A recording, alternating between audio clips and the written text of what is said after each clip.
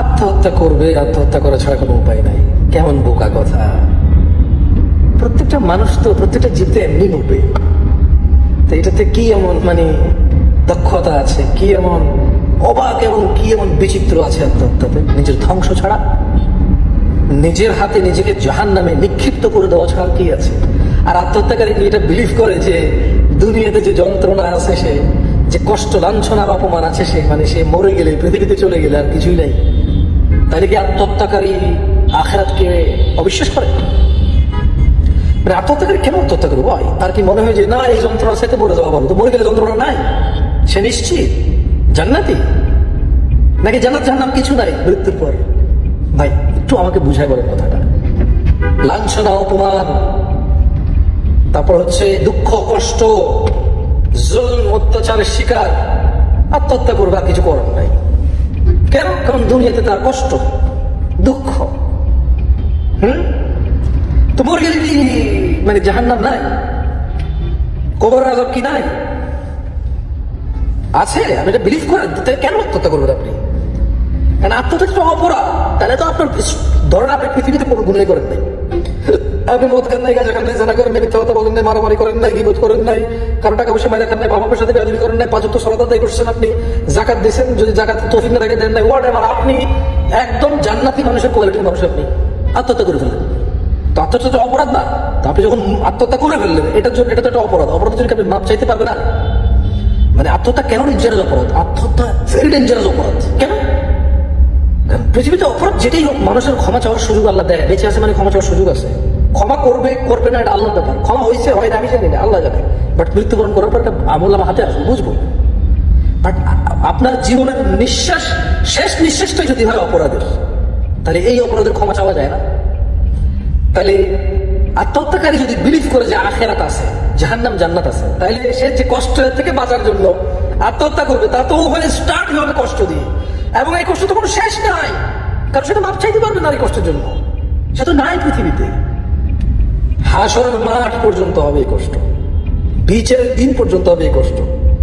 বিচারের দিন বিচারের সম্মুখীন হবে, আল্লাহ বিচার করবে, ক্ষমা করবে, ক্ষমা করবে না আল্লাহর ব্যাপার। আল্লাহর দয়া, আল্লাহর রাগ, এটা আল্লাহর বিষয়। আমরা কেউ এখানে হস্তক্ষেপ করার ক্ষমতা রাখি না, অধিকার রাখি না, অনুমানের আন্দাজও করার ক্ষমতা রাখি না, যোগ্যতা রাখি না, এবং কোনো অপশন নাই আমাদের কাছে। তাহলে ভাই আপনি যে বলছেন আত্মহত্যা করবে, দুঃখ কষ্টে আর উপায় নাই, তাহলে আপনি যদি মুসলমান হন, তাহলে আপনি যদি আখিরাতে বিশ্বাস না করেন, আমাদেরকে এগুলো জিজ্ঞেস করছেন কেন? আমরা তো আলহামদুলিল্লাহ মুসলমান, আল্লাহ কবুল করুক আমাদেরকে কেন জিজ্ঞেস করছেন এগুলো যে আপনি আত্মহত্যা করা ছাড়া কোনো উপায় না, আত্মহত্যা করবেন? কোনো মুসলমান করতে পারবে না। কারণ কেন পারবে না? এটা তো আখিরাতের প্রতি বিলিফের কোনো অস্তিত্ব দেখা যায় না এখানে। আর আত্মহত্যা করা কবিরা গুনাহ। আমি বলছি না যে আত্মহত্যাকারী কাফের, আত্মহত্যাকারী মুশরিক, এসব আমি ফতোয়া দিচ্ছি না আপনাকে। বাট আত্মহত্যাকারী কবিরা গুনাহ, বড় গুনাহ। আর বড় গুনাহ ক্ষমা না চাইলে ক্ষমা পাওয়া যায় না। তো ক্ষমা চাওয়ার জন্য তো আপনি পৃথিবীতে নাই।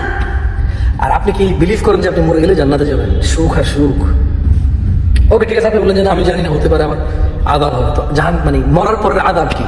পৃথিবীর আযাব কেউ আপনাকে ঘুষি দিছে, আপনাকে একটা কিছু বলছে, মনে কষ্ট, আপনি বেরোতে লজ্জা পান, কেউ আপনাকে গালি দিচ্ছে, আপনাকে বিভিন্ন কথা বলতেছে, কটু কথা বলতেছে, আপনাকে তিরস্কার করতেছে, মস্কারি করতেছে, ঠাট্টা বিদ্রুপ করতেছে আপনাকে নিয়ে, খুব খুব যন্ত্রণা আপনার, বুঝলাম।